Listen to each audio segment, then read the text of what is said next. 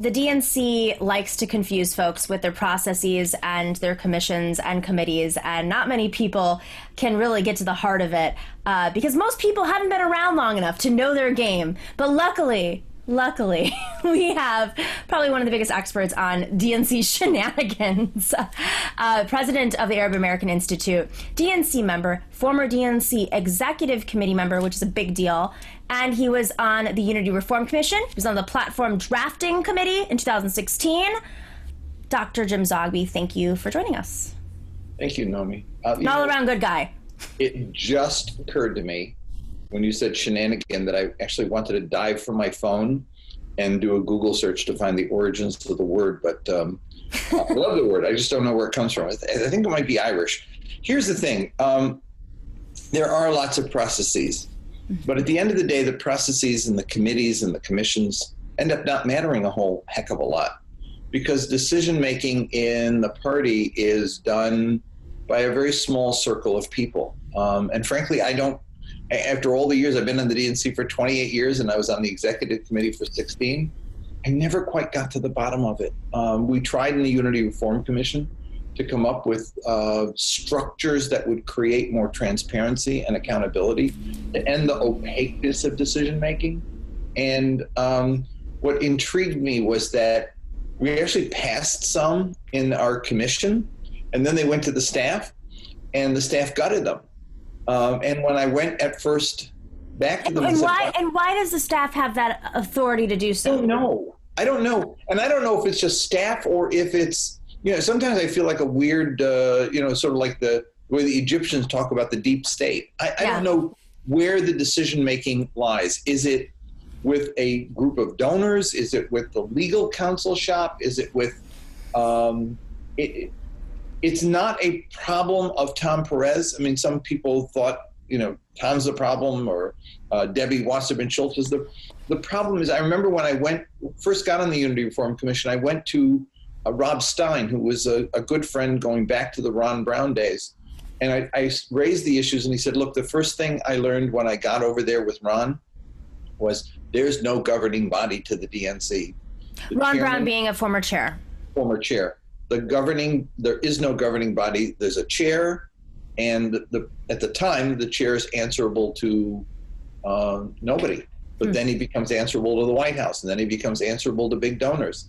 And so there is this problem that, we have these commissions or meetings, but they become sort of a way of engaging us in an activity that ends up producing makes us feel good we did something, but we didn't actually do anything at all. Right. I've argued that executive committee meetings or full DNC meetings or Democratic conventions were different only in the magnitude of the number of props to be managed by the planners. You either managed 40 people or 400 people or 4,000 people. But the point was manage them so they don't get out of control, don't do anything unscripted.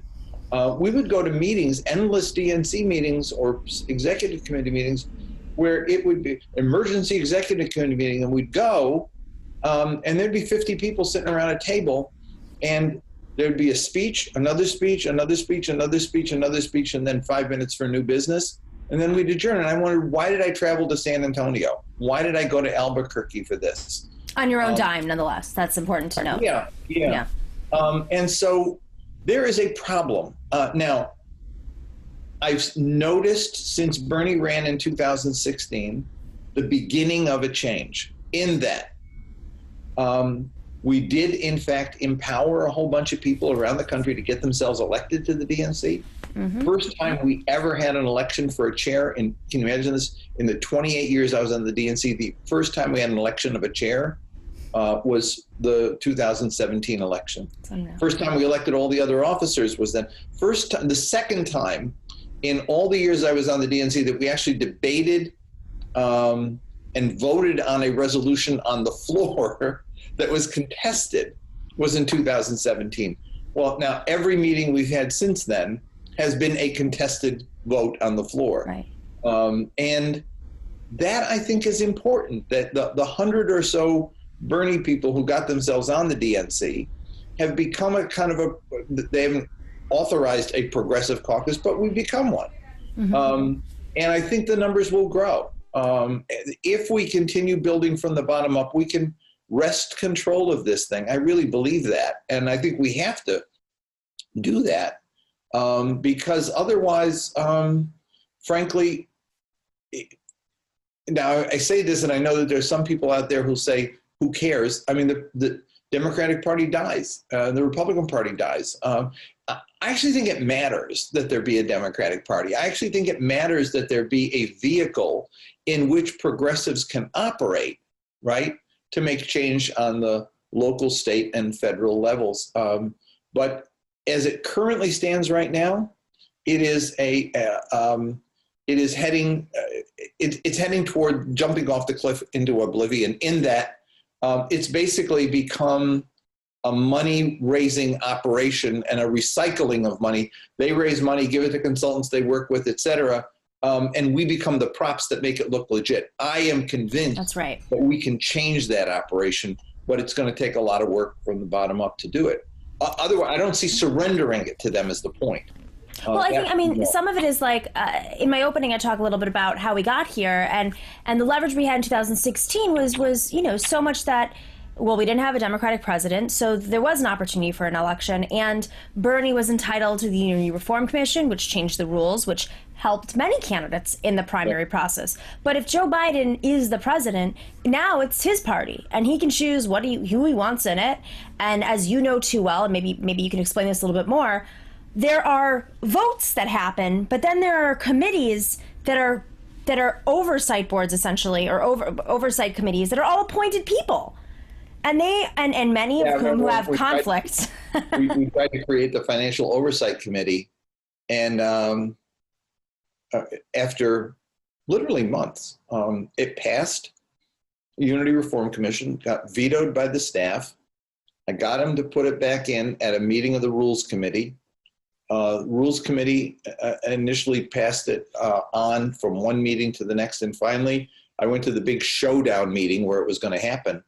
And after months of this, what they came back and told me was, we don't need it because we already have a finance committee. Right. I said, we debated that. The finance committee is appointed by the chair. You cannot have the chair being provided, you create oversight by somebody you appoint. It just doesn't work that way. And they would not have an elected, independent oversight of finances. And yet it's critical because, as I made the point over and over again, we should not have to wait, as DNC members, we should not have to wait for Donna Brazile to write the book on the internal scandal. We shouldn't have to wait for a enterprising reporter for the Washington Post to figure out that there was something amiss in the way funds got expended. And yet that's where we are, because we don't know how our party operates. Reporters and or people who write books will expose those scandals. And then I remember one day I was reading the paper with my wife. She would always read the Post first, and I'd read the Times first, and then we'd switch. She's reading the Post, and on page 2, there was today the DNC announced that it was releasing the Victory Fund monies to the Hillary Clinton campaign to spend in the primary. And she said, when did you decide this? And I said, what? She said, it says here the DNC decided. I said that we did not decide. I have no idea where this came from. Because you recall the Victory Fund monies was the George Clooney $350,000 bundled money that was going to the party to be distributed to the states. And it was all of a sudden released to the Clinton campaign, which saw her through from March to the end of the primaries because she wasn't raising the money she needed to raise. And so I called every one of the co-chair, the vice chairs of the party. Not a single one knew about it. I called the treasurer of the party, and he said, I found out about it the way you did. No. I saw it in the paper this morning. Yeah, and so the issue is that there is no governing institution there. And that's not the first time. I mean, remember when they announced in this one what the the rules would be for entry into the debates. Oh yeah, I mean this is the crazy thing is they always use this excuse. Well, it's the chair's authority. Why have all these committees if it's? If you read the bylaws, as we did in the Unity Reform Commission, and we were, we read them, nobody else did. We wanted to honor them, nobody else did. The chair does not make those decisions unilaterally. They are issues that have to be discussed within the body. And yet, when they say DNC decides, DNC didn't decide. Now, do we need rules to govern debates? Do we have to find a way to who sits on the stage and who does, whatever? Of course we do. But should that not be done collectively? Or should there not be some answerable mechanism that actually governs this process? Look, we knew 4 months ago that we were not going to have an in-person convention. I mean, when the Olympics got canceled, the writing was on the wall. Well,